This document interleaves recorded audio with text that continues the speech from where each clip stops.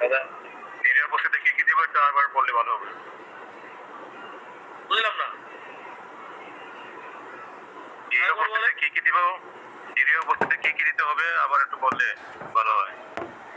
নিরীহ উপস্থিতি এর আগে যেটা বলছিলাম, পিত্ত শামুক যা কিছু উপাদান আছে, তো যে কটা উপাদানের নাম বললাম এরা প্রত্যেক ভীষণভাবে পিত্তকে শমন করে। একটা হচ্ছে পটল গাছের পাতা, আর একটা হচ্ছে নিম গাছের ছাল, আর একটা হচ্ছে আপনি দেবেন হচ্ছে মুলেঠি, মুলেঠি মানে হচ্ছে আপনি যষ্টির মতো, আর একটা হচ্ছে গুলঞ্চ, গুলঞ্চ লতা যেটাকে অমৃতা বলা হয়, গুলঞ্চ লতা। তার সঙ্গে মেশাবেন হচ্ছে ত্রিফলা, আমলকি, হর্তুকি, বয়রা, সবগুলো ইকুয়াল কোয়ান্টিটি, মাত্রা প্রত্যেকেরই এক হবে, সমান মাত্রা। বোঝা গেল? এটা দিয়ে কাড়া বানিয়ে এটার সঙ্গে মেশাবেন 60 থেকে 100 ml তিল তেল, 10 গ্রামের মতো সন্দব লবণ মিলিয়ে আপনি নিরীহ উপস্থিতি এটা দেবেন। ঠিক আছে না?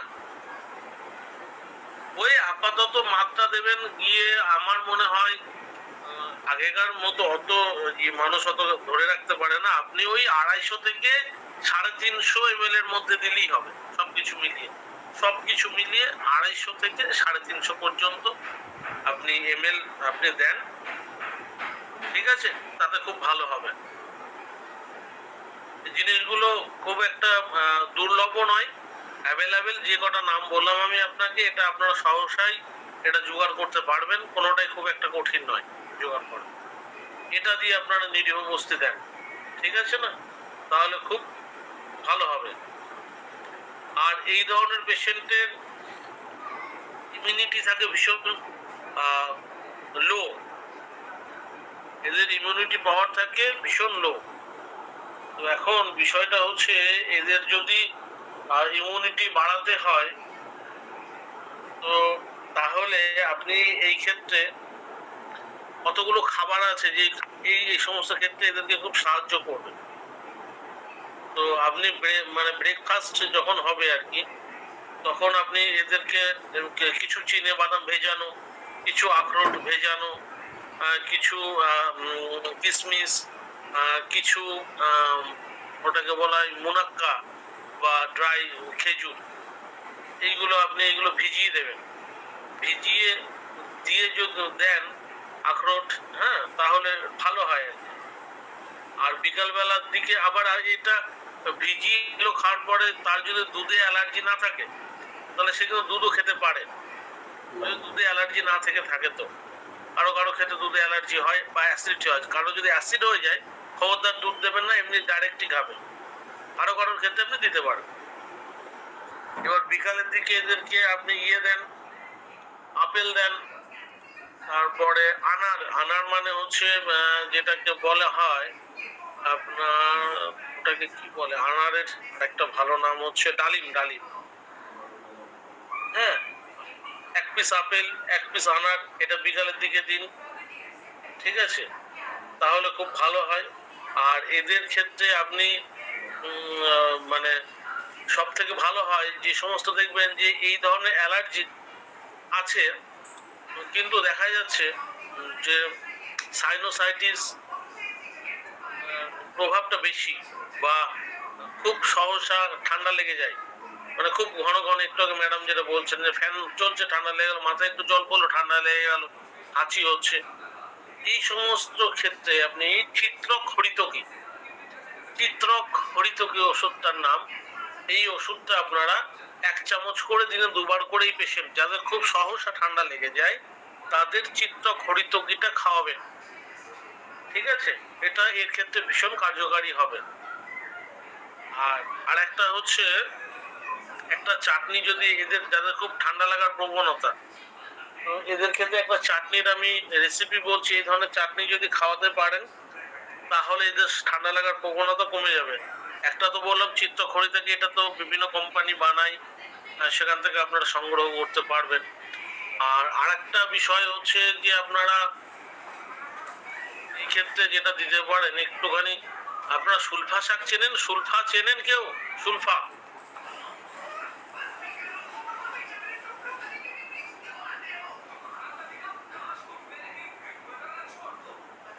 আপনারা একটু কথা বললে ভালো হয়। না, চিনি না কেউ। মৌরি গাছ দেখেছেন? মৌরি গাছ, মৌরি সুপ, এই মৌরি চিনি, মৌরি চিনি। সেম ওরকমই দেখতে হয়। এটাকে বলে বন মৌরি। এর আর এক নাম হচ্ছে সুলফা। আয়ুর্বেদিক নাম হচ্ছে সুলফা।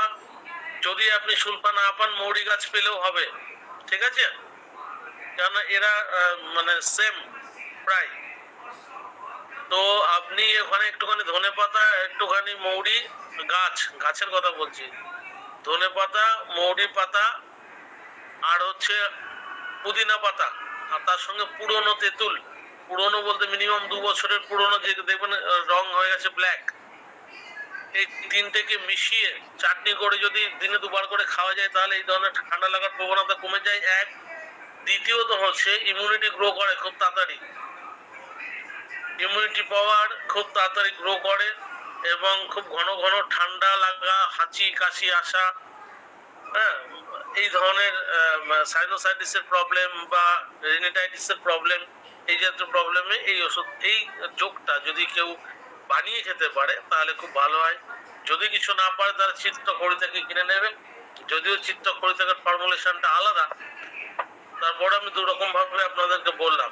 আর এই ক্ষেত্রে একটা বিষয়, অন্যান্য ওষুধের পাশাপাশি একটা ওষুধ ভালো কাজ করে, আমি সেটা বলি, যেটা বলছিলাম যে বিছুটির কাড়া, যাদের খুব বেশি চুলকানির সমস্যা, মানে ইচিং, অ্যালার্জির কারণে, কিন্তু ফাঙ্গাল ইনফেকশনের ক্ষেত্রে কিন্তু নয়, এটা প্রযোজ্য নয়। তো ব্যাপারটা হচ্ছে যে যাদের খুব বেশি অ্যালার্জিতে ইচিংটা বেশি হয় আর্টিকেরিয়ার কারণে, তো সেই ক্ষেত্রে বিচুটি গাছের কাড়া বানিয়ে দিনে 2বার করে যদি 30 থেকে 40 ml করে খালি পেটে খাওয়া যায়, তাহলে খুব ভালো লাভ হয় এটাতে। দ্বিতীয়ত আর একটা যোগ আমি বলছি, যোগটা আপনারা একটু মাথায় রাখবেন, সেটা হচ্ছে খুব ভালো কাজ করে, এবং এটা অনেকদিন খেতে হয়, প্রায় বছর খানেক ধরে খেতে হয়, যে যোগটার কথা বলবো আমি এখন। তাহলে অনেকের আছে দেখেছি ভেতর থেকে একদম পুরোপুরি, এটা প্রাথমিক অ্যালার্জি নতুন, মানে খুব ক্রনিক হয়নি, এই জাস্ট হয়তো 6 মাস, 1 বছর বা 2 বছর হয়েছে, এরকম ক্ষেত্রে মানে খুব জটিল হয়ে যায়নি আর কি।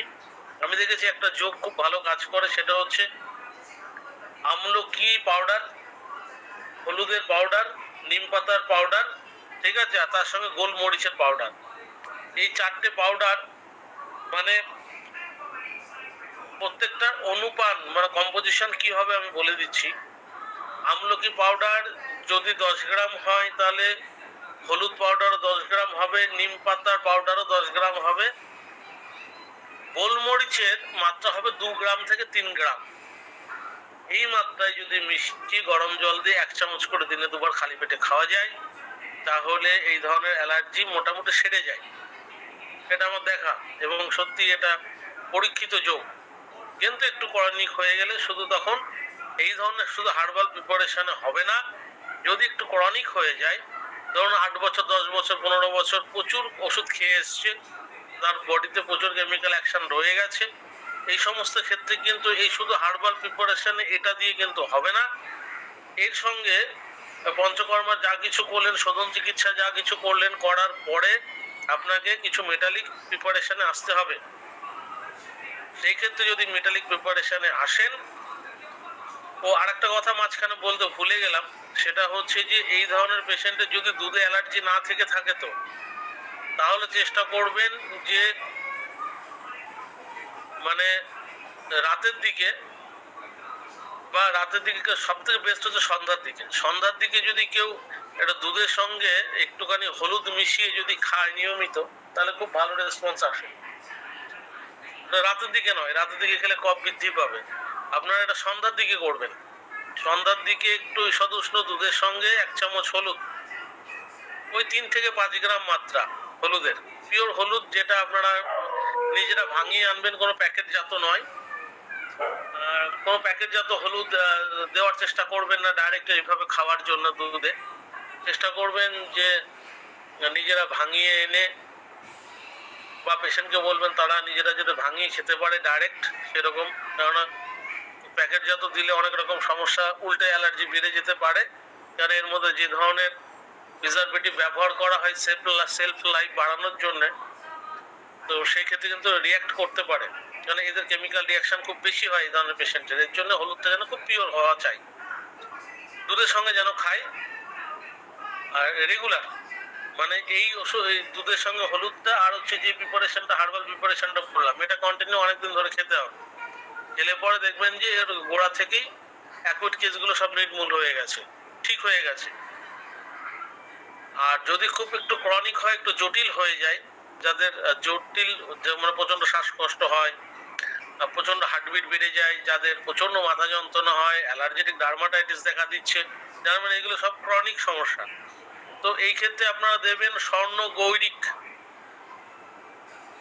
250 mg, তার সঙ্গে দেবেন সিদ্ধ মকরদা 60 mg, আর গন্ধক রসায়ন দেবেন 60 mg, দিয়ে এই তিনটেকে মেলাবেন, মিলিয়ে মধু সহ দুবার করে চেটে চেটে যেন খায়। বুঝতে পেরেছেন? এটা এই প্রিপারেশন দিতে পারেন। ক্রনিক কন্ডিশনটা আবার একটু বললে ভালো হবে। হ্যাঁ, ক্রনিক কন্ডিশনে কি দিতে হবে আবার একটু বললে ভালো হয়। স্বর্ণ গৈরিক 250 মিলিগ্রাম, সিদ্ধ মকরদা 60 মিলিগ্রাম, গন্ধক রসায়ন 60 মিলিগ্রাম, দিনে দুবার মধু সহ, মধুর সঙ্গে মিশাতে হবে, মানে একটা স্টিলের বাটিতে নেবে, নিয়ে ভালো করে ওর মধুর সঙ্গে মিক্স করবে, করে দুবার চেটে চেটে খেতে হবে। যাদের দেখবেন শ্বাসকষ্ট বেশি, ব্রঙ্কাইটিসের মতো হয়ে গেছে, প্রচন্ড শ্বাসকষ্ট হয় বা কার্ডিয়াক অ্যাস্তমা হয়, যদি এইরকম উপসর্গ নিয়ে আসে, যেটা ঘন ঘন হচ্ছে, তাহলে সেক্ষেত্রে আপনি করবেন, ওই সিদ্ধ মকরদস দেওয়ার দরকার নেই। তাহলে এই ক্ষেত্রে খুব ক্রনিক এই ধরনের যাদের ব্রঙ্কাইটিস, হাঁপানি, কার্ডিয়াক অ্যাস্তমা এইগুলো বেশি হচ্ছে, যদি দেখেন, তাহলে সেখানে শুধু সিদ্ধ মকরধ্বজের জায়গায় স্বর্ণ বসন্ত মালতী রস 125 মিলিগ্রাম মিশিয়ে দেবেন, আর স্বর্ণ গৌরিক দেবেন 250, গন্ধক রসায়ন দেবেন 250। ঠিক আছে?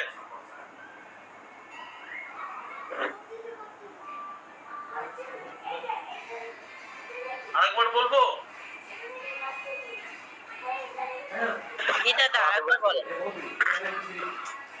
যদি দেখেন যে শ্বাসকষ্টের মাত্রা খুব বেশি, হার্টবিট খুব ফাস্ট চলছে, এবং তার সঙ্গে সঙ্গে অ্যানজাইনা পেইনও আছে, বুকের বাঁদিকে একটা হেভিনেস রয়েছে, এই জাতীয় কন্ডিশন যখন চলে যাবে, বা খুব মাথা যন্ত্রণা আছে, এই সমস্ত ক্ষেত্রে আপনি আগের ফর্মুলেশন যেমন সিদ্ধ মকরধ্বজ ছিল, এই ক্ষেত্রে সিদ্ধ মকরধ্বজটা থাকবে না।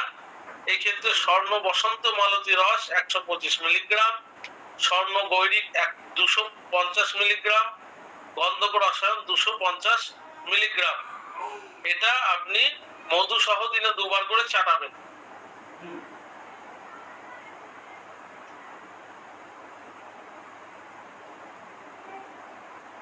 বুঝে গেল?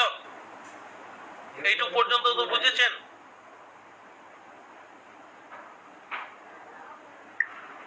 জি, বুঝতে পারছি।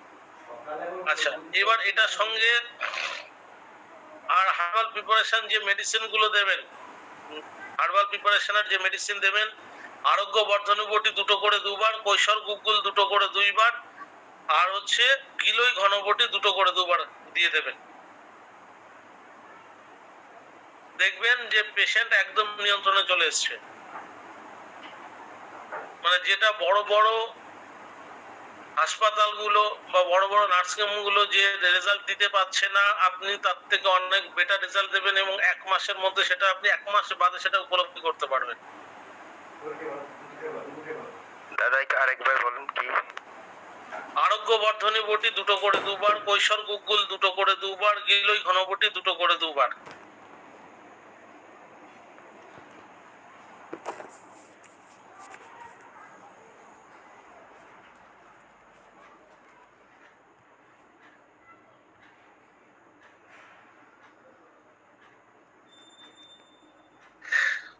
লিখতে পেরেছেন?